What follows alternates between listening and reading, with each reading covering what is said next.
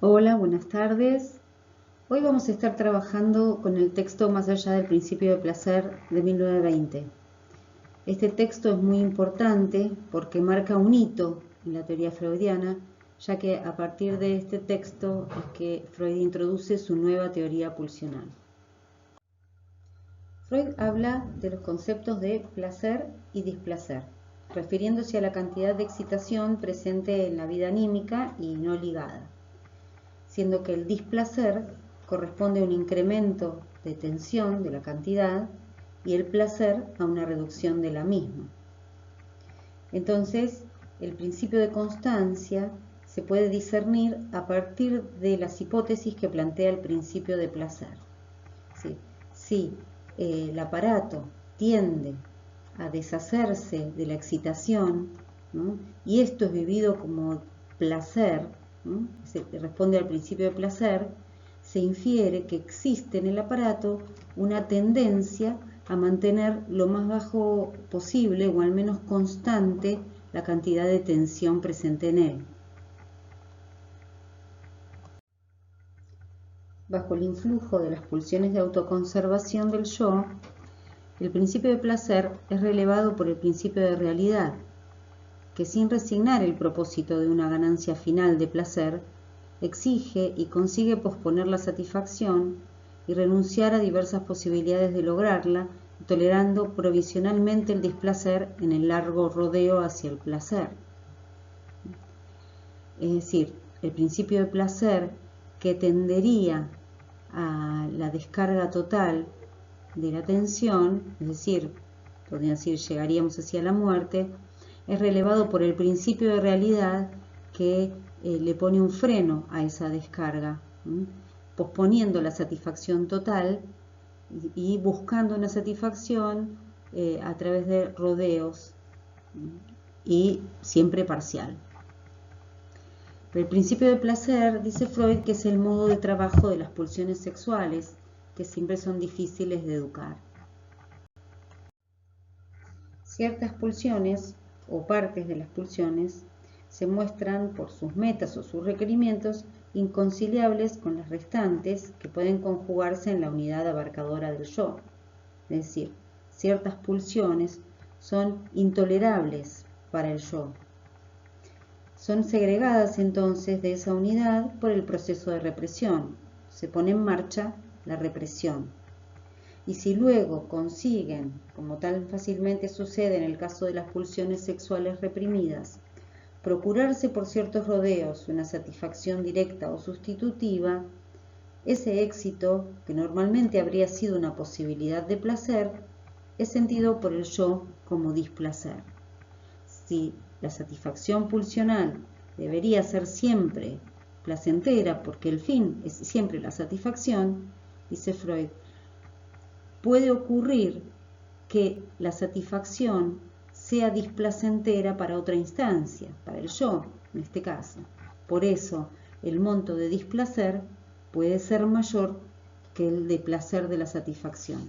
Se pone entonces en marcha la represión. Si bien en un principio Freud consideraba que regía en el aparato el principio de placer, hace algunas observaciones que dan cuenta de la existencia de un más allá del principio de placer, es decir, de la compulsión a la repetición. Esas observaciones son los sueños en las neurosis traumáticas, el juego del Fordá en los niños pequeños y la transferencia en análisis. En relación a las neurosis traumáticas, Freud observa dos características, básicamente, que una es que el centro de gravedad de la causación parece situarse en el factor de sorpresa o terror, y otra es que un simultáneo daño físico o una herida contrarresta en la mayoría de los casos la producción de las neurosis. Freud va a diferenciar terror, miedo y angustia. Dice que se usan equivocadamente como expresiones sinónimas, pero habría que distinguirlas. Y hay que distinguirlas en su relación con el peligro. La angustia designa cierto estado como de expectativa frente al peligro y preparación para él, aunque se trate de un peligro desconocido. El miedo, en cambio, requiere de un objeto determinado en presencia del cual uno siente miedo. Y terror llama al estado en el que se cae cuando se corre un peligro sin estar preparado, donde se destaca el factor de la sorpresa. Es decir, que se cae en un estado de terror cuando falta la expectativa angustiada, esa expectativa frente al peligro que presenta la angustia. La vida onírica de las neurosis traumáticas muestra este carácter. Es decir, los sueños de los pacientes que presentaban neurosis traumáticas tenían la característica de que reconducía al enfermo una y otra vez a la situación del accidente, a la escena traumática, de la cual se despertaba con renovado terror. Dice entonces que el enfermo está fijado psíquicamente al trauma.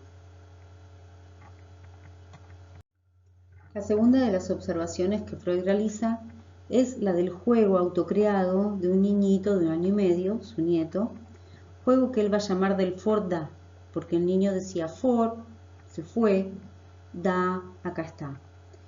Él observa este primer juego autocreado del niño, un niño de inteligencia normal, que apenas pronunciaba algunas pocas palabras entendibles y que tenía algunos sonidos significativos que comprendía su entorno. Tenía buena relación con los padres y con la única muchacha de servicio. Lo consideraban un niño juicioso, que se portaba bien, no molestaba a los padres durante la noche, obedecía a las prohibiciones de tocar determinados objetos y de ir a ciertos lugares, y sobre todo llamaba la atención que no lloraba cuando la madre se iba durante horas. Esto último a pesar de que era muy apegado a la madre. Exhibía el hábito, este niñito, molesto en ocasiones, dice Freud, de arrojar lejos de sí, a un rincón o debajo de una cama, todos los pequeños objetos que hallaba a su alcance, de modo que no solía ser tarea fácil juntar sus juguetes. Al hacerlo, decía con expresión de interés y satisfacción un fuerte y prolongado "oh", que, según el juicio coincidente de la madre y de Freud, no era una interjección, sino que significaba for, se fue. Al fin, Freud cae en la cuenta de que se trataba de un juego y que el niño no hacía otra cosa que jugar a que se iban los juguetes. Un día observa el juego y corrobora el punto de vista. Dice, el niño tenía un carretel de madera atado con un piolín. No se le ocurrió, por ejemplo, arrastrarlo tras de sí como si fuera un carrito, sino que, con gran destreza, arrojaba el carretel, el que sostenía por el piolín, tras la baranda de la cunita con mosquitero. El carretel desaparecía ahí dentro y el niño decía su significativo "oh, for", se fue. Y después, tirando del piolín, volvía a sacar el carretel de la cuna, saludando ahora su aparición con un amistoso "da, acá está". Ese era el juego completo, el de desaparecer y volver. Las más de las veces solo se había podido ver el primer acto, el for, repetido por sí solo incansablemente en calidad de juego, aunque Freud observa que el mayor placer, sin duda, correspondía al segundo, a la aparición del objeto, el da. Si pensamos en las metas de la técnica psicoanalítica, tendríamos que mencionar que es el arte de la interpretación, el descubrir y mostrar las resistencias en análisis y repetir lo reprimido en transferencia. Ahí vamos a la tercera observación de Freud. El enfermo puede no recordar todo lo que hay en él de reprimido, justamente lo esencial no va a ser recordado. En este caso, el paciente no se convence sobre la justeza de la construcción que el analista le comunica, no se convence sobre lo que el analista le comunica, que ocurriría en él. Más bien, dice, el paciente se ve forzado a repetir lo reprimido como vivencia presente en vez de recordarlo como el médico preferiría, o sea, como un fragmento de su pasado. Es decir, se tiende a repetir en vez de recordar. Esta reproducción emerge con fidelidad no deseada, es decir, tiene siempre por contenido un fragmento de la vida sexual infantil y por lo tanto del complejo de Edipo y ramificaciones. Y regularmente se juega, o sea, se escenifica en el terreno de la transferencia, esto es, en la relación con el médico. ¿No? Quiere decir que lo que no puede recordarse probablemente se repite escenificando esos contenidos en la relación con el médico. Cuando en el tratamiento las cosas llegan a este punto, es decir, que se repiten las vivencias infantiles reactualizadas en la relación con el médico, con el analista, Freud dice que entonces la neurosis ha sido sustituida por una nueva que él va a llamar neurosis de transferencia. Y para poder comprender entonces esta compulsión de repetición que se exterioriza en el curso de un tratamiento psicoanalítico en la neurosis, es preciso ante todo librarse de un error, que en la lucha contra las resistencias uno se enfrenta con la resistencia de lo inconsciente. A ver, no hay tal resistencia de lo inconsciente. Lo inconsciente, vale decir, lo reprimido, no ofrece ninguna resistencia a los esfuerzos de la cura.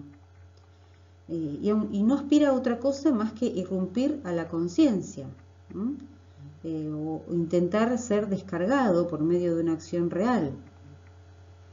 La resistencia en la cura proviene de los mismos estratos y sistemas superiores de la vida psíquica que en su momento llevaron a cabo la represión. Es decir, la resistencia en análisis va a provenir de aquella instancia, ¿no?, que se ve perjudicada con la satisfacción de ese contenido inconsciente, es decir, del yo.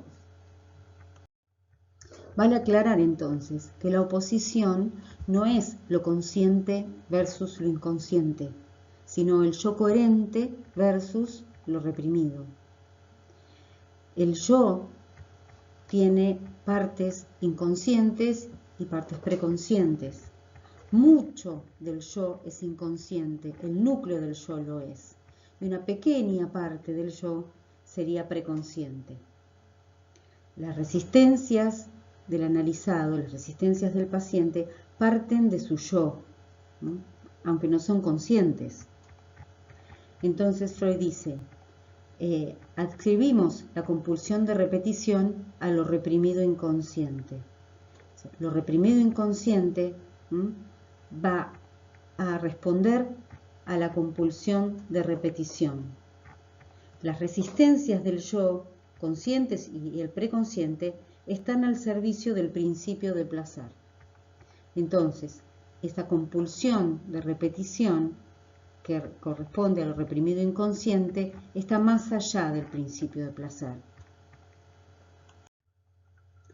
Lo que se repite causa displacer al yo, porque esta compulsión de repetición devuelve también vivencias pasadas que no tienen posibilidad de placer, puesto que saca a la luz operaciones de emociones pulsionales reprimidas de la sexualidad infantil, que tampoco en aquel momento pudieron ser satisfacciones para el yo. El florecimiento temprano de la vida sexual infantil estaba destinado a sepultarse porque sus deseos eran inconciliables con la realidad y además por la insuficiencia de la etapa evolutiva que se encontraba el niño, o sea, por una deficiencia en cuanto a la inmadurez biológica. Por eso es que se sepulta el complejo de Edipo. Freud dice que los neuróticos repiten en transferencia todas estas ocasiones iniciadas y situaciones afectivas dolorosas, reanimándolas con gran habilidad, muchas veces al servicio de la resistencia. Se la repite a pesar de todo, hay una compulsión que fuerza a ello. se repite para no recordar. Es decir, lo que no se recuerda se repite. En vista de estas observaciones relativas a la conducta durante la transferencia y al destino fatal de los seres humanos, osaremos suponer, dice Freud, que en la vida anímica existe realmente una compulsión de repetición que se instaura más allá del principio de placer.